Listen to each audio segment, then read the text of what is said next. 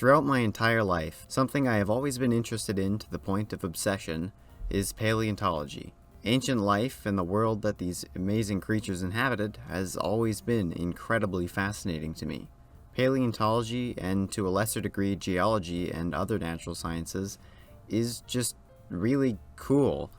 Piecing together things that happened an inconceivably long time ago using the shittiest and most incomplete evidence imaginable is really fascinating, and I've always wanted to learn as much about it as I possibly could. I was always fascinated with all the cool names, where and how these extinct and beautiful creatures lived in their own unique ecosystems, and how they interacted with each other and their relationships. It's cool, I like it. Ever since I was a little kid, I've loved going to museums and looking at everything. I used to beg my parents to take me to the local museums. Usually they wouldn't let me because they were sick of it, but whenever they did let me go there, I was a happy little boy. It's best boy. Best dinosaur. I used to go to a paleo-themed camp when I was little for like 12 years in a row, and I still make the pilgrimage to that museum every year. Look, I was just there. Here's a picture with me and the boys. I literally just spent almost 2 weeks going around to various paleo sites around Alberta and BC. This is part of why this video took so long. When I was really little, I used to have my mom read me dinosaur books as a bedtime story instead of an actual storybook. I had a pretty large collection of books, most of which I still have. I have no idea why she did this for me, but I always appreciated it. Honestly, I still kinda do this. I spent the other night reading up on the fascinating world of Dinosaurs instead of going to bed, despite having to work the next day. This is some good shit. I of course had my generic bucket of dinosaurs, which I loved, and I played an ungodly amount with. This is not scientifically accurate. I even had and loved a more obscure dinosaur toy line called BC Builders. They were sick. I don't have any of these anymore, and I didn't have very many, and I'm not going to buy more, but they were sweet. My mom used to even pick up National Geographic magazines for me if she found any that were paleo-themed. This one's even got a fold-out. And she even got me a subscription to Dig magazine, and these were great. Most of them are human archaeology themed, so I mean, like, who even cares? It's not even interesting. But some of them were paleo-themed, and those were always the best ones. And as the old saying goes, if it's under 1,000,000 years old, it's not worth studying. All of this led to me working towards getting a degree in paleontology, which I don't have yet, but I'm working on it, I swear. But when it came to dinosaur media, what kept me intrigued? Everybody's gotta have something. When I was really little, I watched Land Before Time, but this didn't obsess me. I thought it was cool, and I liked it a lot, but it wasn't massive for me. And it wasn't Jurassic Park either, like it was for most people. Jurassic Park is my favorite movie ever made, but it didn't get me to be interested in paleo. I didn't watch it till I was a bit older, maybe like 10 or 11, and already well into paleontology. It also wasn't any documentaries like the Walking With series either. Again, I love those, but I didn't watch them till I was much older. Also, if anyone has a DVD copy of Sea Monsters starring the absolute GOAT Nigel Marven that they want to get rid of, please hit me up. I can't find a DVD copy. Yes, I know it's on YouTube, but I want to own a physical copy. I'm trying to collect all of them. There is some stuff here and there that definitely helped, like We're Back, which, I mean, I liked them, but they weren't huge to me. So what was it? What was the thing that activated my dinosaur obsession like an autistic winter soldier? What the hell is this? Why don't we discuss your home? Not Romania. Certainly not Brooklyn, no. I mean, your real home.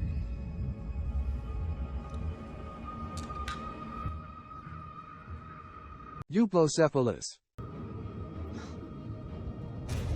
Saurophagonax. Stop. Sinosauropteryx. Stop. Sauroposeidon. I'm sure you already guessed, because it's in the title of the video. It was Dinosaur, released in 2000 by Disney Animation. I loved this movie. I used to watch the shit out of it of the VHS copy I had. I don't have that anymore, but that thing was well used. I even had one of those storybooks that came with a CD that read the book to you like an audiobook. It was supposed to help you learn to read or something, but I don't know, I use that a lot. I think I just like the pictures. This is the movie that started me on the path I'm still on, but is it actually good? What you need is a little help from the love monkey. Unfortunately, not really. So let's just get into it. I've delayed enough with the intro and we have a lot to cover today, and this video has taken me long enough. We're also not going to talk about the scientific inaccuracies in this movie, because pretty much every single thing in it is completely inaccurate. If you clicked on this video hoping for a full breakdown of what's accurate and what's not, I'm sorry, but this movie is so unbelievably inaccurate, talking about it for very long would just be completely pedantic. The creators basically just took some dinosaurs that they thought were cool and jammed them together with no thought or care of when or where these animals actually existed. Something I do appreciate about this is that most of the dinosaurs chosen are not just the most common and well-known dinosaurs out there, like T-Rex or Triceratops, but that doesn't change the fact that basically every dinosaur has been shifted out of its original time and place. And the designs are just not accurate. But they're not really supposed to be. This is clearly fairly stylized. This isn't a documentary, so it doesn't really matter. Would it have been nice to get accurate designs in the accurate time and place? Yeah, of course, but we didn't, so that's fine. But before we get into the movie itself, let's talk a little bit about the production of this movie, because I think it's interesting. The idea for this movie began in 1986 between RoboCop director Paul Verhoeven and special effects legend Phil Tippett. A couple of years earlier, Tippett had made a short 10-minute film called Prehistoric Beast, which is actually pretty cool. I absolutely love vintage dinosaur stuff. It's very cool. And the whole thing's on YouTube, so it's totally worth watching. The two filmmakers talked about some plans for the movie, and eventually pitched it to the then Disney president, Jeffrey Katzenberg, who gave them the go-ahead. The original plan was to make the movie about 80 minutes or so, and it would be completely silent and stop motion. Disney didn't like this. They wanted the dinosaurs to talk, and to potentially sing, and to make it more along the lines of a traditional Disney movie. And the movie would also be very expensive, which they were also not the biggest fans of. Eventually, the project fell apart. Phil Tippett would later go on to work on a small indie movie you may have heard of called Jurassic Park, which won an Oscar for its VFX, so Disney really lost out on that one. Jurassic Park was originally supposed to be stop motion, but obviously later turned into CGI and basically revolutionized special effects. When the 90s rolled around and Jurassic Park ignited dinosaur fever in general audiences, Disney brought this canceled dinosaur movie back from the grave and planned to tie it in with their upcoming Animal Kingdom, which would have a dinosaur section. More on that at the end. A script eventually came together, which went through a lot of weird versions, which we'll also talk about later. On the animation side, Disney decided that they weren't going to go the stop motion route anymore, because that's hard, and took a recently acquired animation company called DreamQuest, jammed it together with some other animation stuff they had lying around, and christened it The Secret Lab. This was actually a pretty big deal, as this company wasn't only going to make Disney movies, but to do VFX for other studios. The animation for this movie was very expensive. Entirely new technology was created to do some of this stuff, and they decided to take a leaf out of old Steven Spielberg's book with Jurassic Park and superimpose the animated dinosaurs on top of footage of real locations. They shot all over the world for this, including California, Hawaii, Australia, Venezuela, and the most dangerous and horrible place of all, Florida. After this was all done, they blended everything together and shipped her out. So enough about the production of the movie. We'll come back to some of the cut concepts and stuff later, but for now, let's get right into it and see if this movie holds up at all. The movie opens on a very nostalgic Disney logo, and we see the inside of an egg that is surprisingly spacious. We get the logo and see the mother, an iguanodon, tending to the eggs, with some baby Parasaurolophuses dicking around nearby and a bunch of other dinosaurs in the background. The baby Parasaurolophus chases a bug into the woods and encounters the big bad dinosaur of this movie, Carnotaurus. Like I said earlier, I don't really want to talk too much about the inaccuracies, especially when it comes to the designs, but as inaccurate as this Carnosaurus is, being well overscaled, completely out of proportion, and in the wrong continent and time period, goddamn, this design goes so unbelievably hard. It looks so cool. Is it accurate? Of course not. Is it badass? Hell yeah, it's badass. The Carnotaurus goes on a rampage, screaming its head off like all inaccurate dinosaurs do, terrifying all the other dinosaurs in the area, and eventually it mauls a Pachyrhinosaurus, and unfortunately crushed the mother iguanodon's nest, leaving only one egg inside. The egg is grabbed by the skinniest and most shrink-wrapped oviraptor I have ever seen, who somehow struggles to open the egg, until another one of its species shows up and they fight over it, eventually dropping it in the river, where it gets passed around by a few different species and floats down the river, including an ankylosaur cameo, which is very nice. Eventually, a pterosaur grabs the egg, and we get this amazing shot of the pterosaur flying over everything, with this amazing soundtrack playing in the background that I obviously can't play because Mickey Mouse will personally shoot me in the back of the head. So far, this movie is great. I don't know why everybody hates this. The music is amazing. I love how none of the dinosaurs speak. I love the animation. I love how wait, the pterosaur dropped the egg. Something's coming for it. Gee, I sure hope it's not something that completely changes the amazing tone and feel of these first few minutes. Get over here. Silly, it's not safe. Oh, I always have to go when stuff's happening. And there it is. Okay, so the egg has been found by a bunch of lemurs. You know, that famous Mesozoic group of animals. Lemurs. And they talk. And I hate it.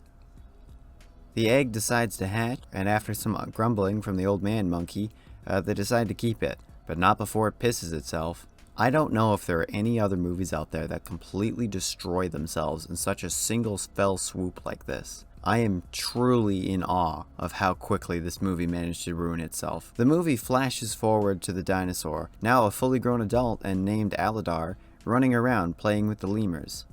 Apparently the courtship ceremony is coming, and all the lemurs are very horny, especially this one. I hate this one. Goes in session. Yeah, I still got it. The mating ceremony finally happens, and they all just kind of fling themselves around for a while. This lasts for like 10 minutes.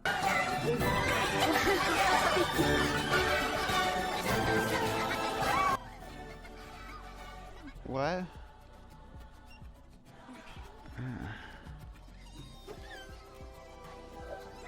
At the end of it, the horny one is left without a mate, and the older lemurs discuss how much they wish Aladar had another iguanodon to fuck. After that excruciatingly long scene, a meteor shower appears. Wow, I sure hope an asteroid impact doesn't cause anything bad for the dinosaurs. And uh-oh, whoopsies, a massive asteroid slams into the planet just off the coast of the Yucatan Peninsula, creating massive amounts of rapid and devastating climate change and kicking up so much ash and debris that the entire planet is left in darkness for potentially decades.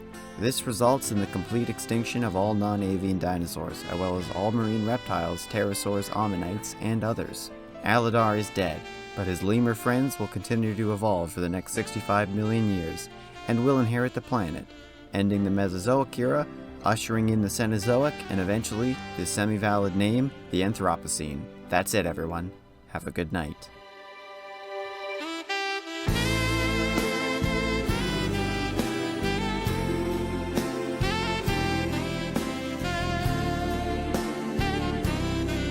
Unfortunately for us, the KT extinction won't occur for a little while yet, so Aladar gets to live for at least another day.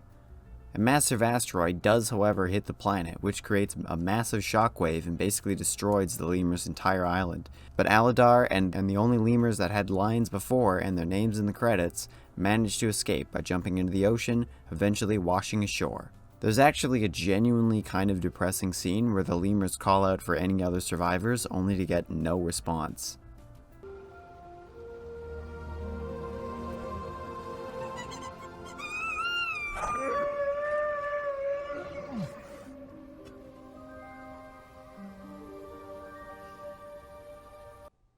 I came here for a fun movie about dinosaurs and monkeys. Why is this so sad?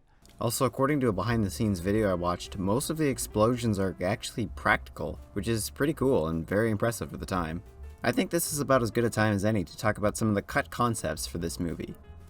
In addition to some general design changes that just get altered throughout the movie, including the idea for a lot of feathers on various species and giving the iguanodons beaks, there was a number of cut species, at least according to the wiki. I couldn't find sources and concept art for all of these, so take some of these with a grain of salt, because I couldn't find official sources for all of them. Quite a few of them I could, but not quite all of them. Some of the most notable standouts to me include Spinosaurus, Alvrailosaurus, Deinosuchus, Ouranosaurus, Diplocaulus, and Amargasaurus. These are standouts to me mostly just because I think they're cool and would have loved to see them in the final product, but some very interesting exclusions include Tylosaurus and Pliosaurus, and there is concept art for these. Considering most of the movie takes place in the desert with the lack of water being a major plot point, I have no idea how these could have factored into the plot, but I find it very interesting. I mentioned earlier the original Paul Verhoeven and Phil Tippett version, and how that got scrapped, but the original plan was for the main character of this to be a Styracosaurus, which we obviously got in the final version, and the main antagonist to be Tyrannosaurus, which we obviously didn't get. As the movie got further on into development and Iguanodon was chosen as the main dinosaur, Aladar wasn't originally going to be raised by lemurs. He would have had a grandpa and grandma. There are a lot of very weird biblical references in this version. Aladar was named Noah, the main Carnotaurus was named Cain, and the single lemur present, that's right, not a family, was named Adam. Adam! Also, Adam could maybe see the future? I don't know, man. It seems like Adam was seeing visions of the coming asteroid and would have been trying to lead the dinosaur herd to safety. That's weird. This version looked a lot darker and way more brutal than the version we got.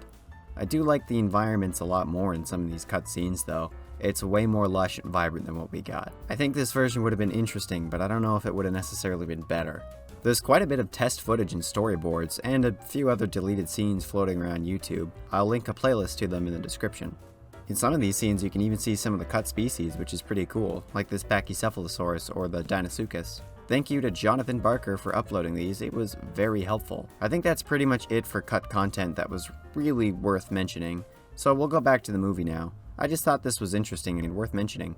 The survivors wander around the newly created wasteland, a location far less interesting than the lush and diverse area we saw in the beginning.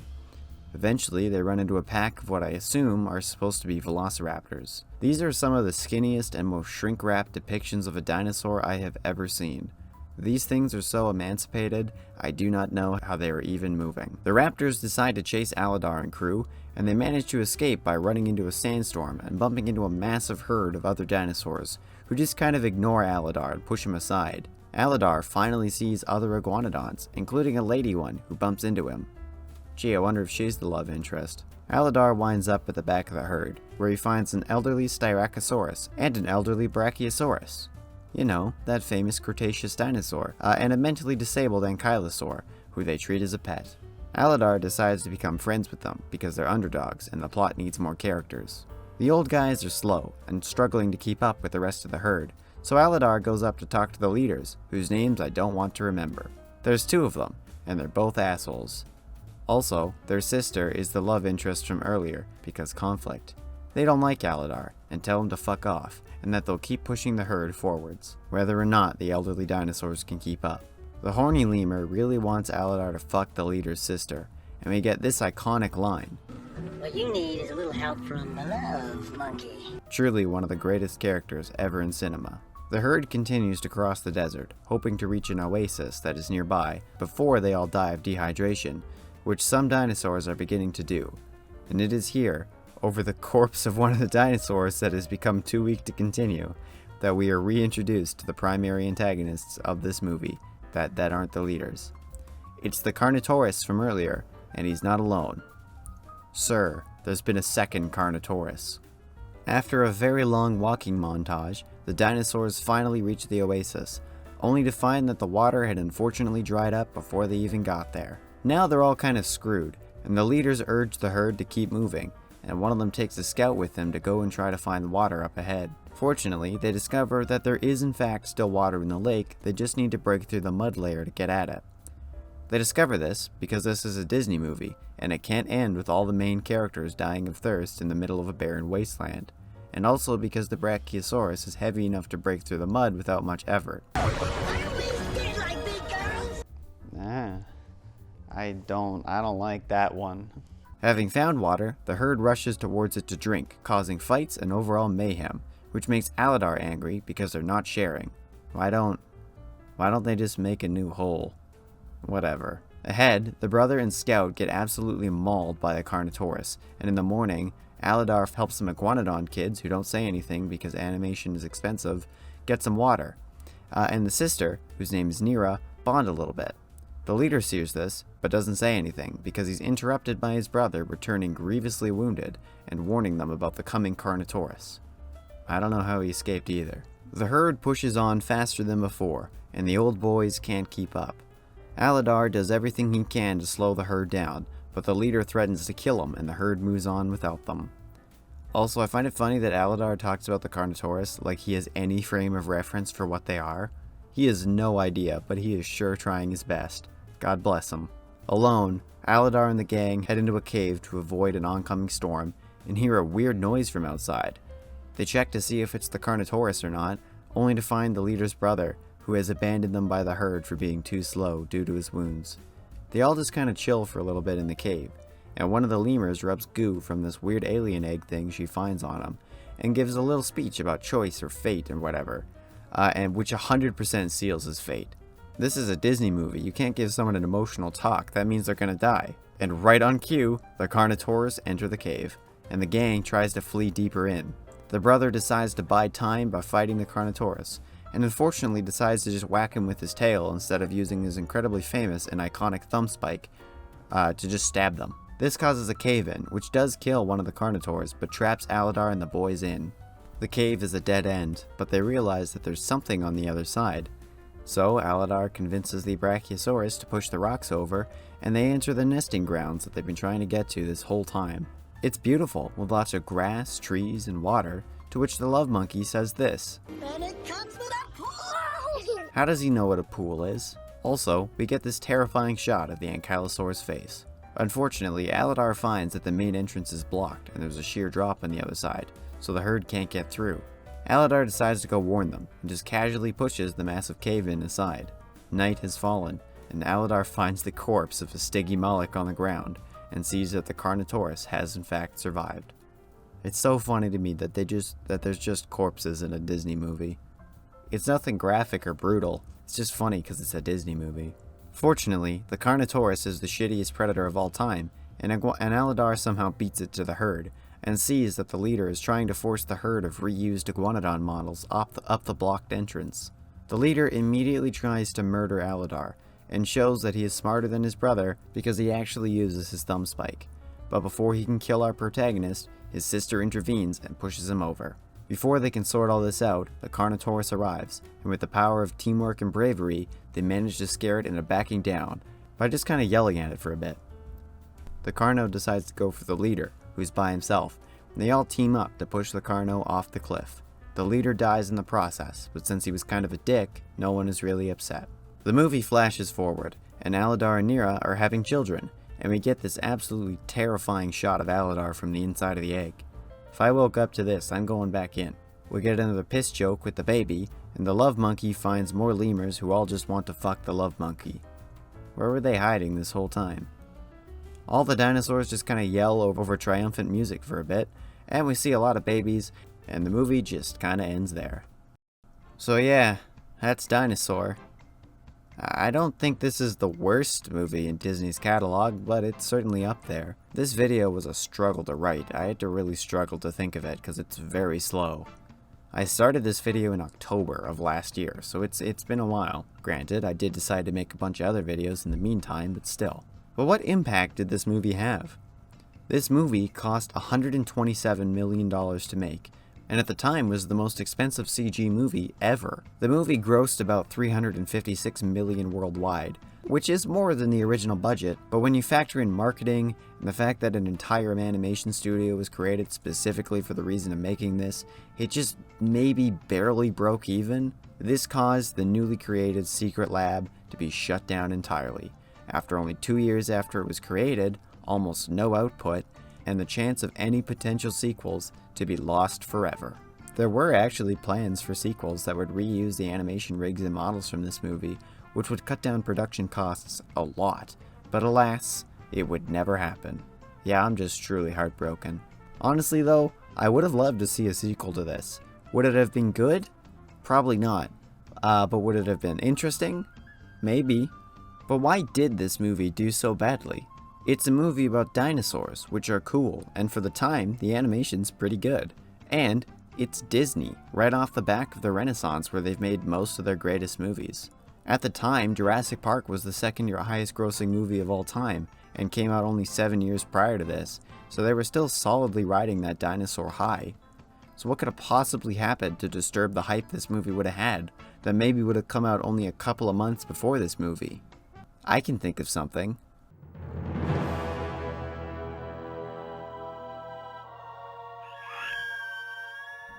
That's right. The BBC's Walking with Dinosaurs miniseries released only 2 months before Dinosaur.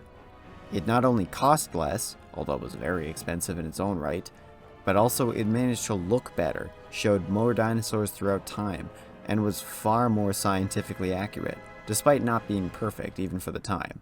Walking with Dinosaurs was a really big deal when it came out, especially for kids, because it's good and looks amazing for $19.99 on a TV budget. Walking with Dinosaurs really took the rug out from Dinosaur, dooming that franchise forever and managing to get multiple spin-offs based off of it, some of which are maybe better. Except for the movie, though. I hate the movie. Also, I haven't seen Cavemen. That might be good, I just haven't seen it. The closest thing to a legacy this movie has is a ride at Disney World in the aforementioned Animal Kingdom named Dinosaur. Shocker, I know, although it was originally called Countdown to Extinction when it opened.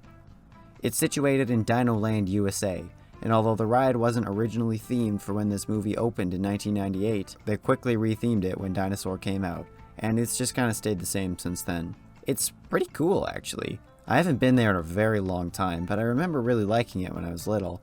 Looking at pictures and videos, though, it looks pretty cool. Unfortunately, though, it looks like Dino Land is closing forever for a Zootopia reskin. Now, Bob Disney, I know you're listening, but please leave this ride. I would like it if you would leave all of Dino Land, because it's very specifically tailored to me. But I understand why you're getting rid of it, because it kind of sucks, and most people don't care, and Zootopia was a pretty big movie that you've greenlit multiple sequels for. But please leave this ride, and add more and better dinosaur stuff. Dinosaurs are cool. Think of how much money you could make off this. See, Bob, I said your favorite word. Money. You could make a lot of it. Do cool dinosaur stuff. Or at least leave this ride there so I can maybe ride it again if I can ever afford to go there. Please, Bob Disney, I know you're listening. Okay, I think that's about it. That's Dinosaur. A not very good movie that I find pretty interesting. There are surprisingly few non-Jurassic Park / Jurassic World dinosaur movies anymore. And when they are made, they're usually very bad. Please make more, that is hopefully good. This was a long video, I'm gonna go take a nap now. I hope you enjoyed it. Please like and subscribe, and I will see you all in the next video. Bye bye.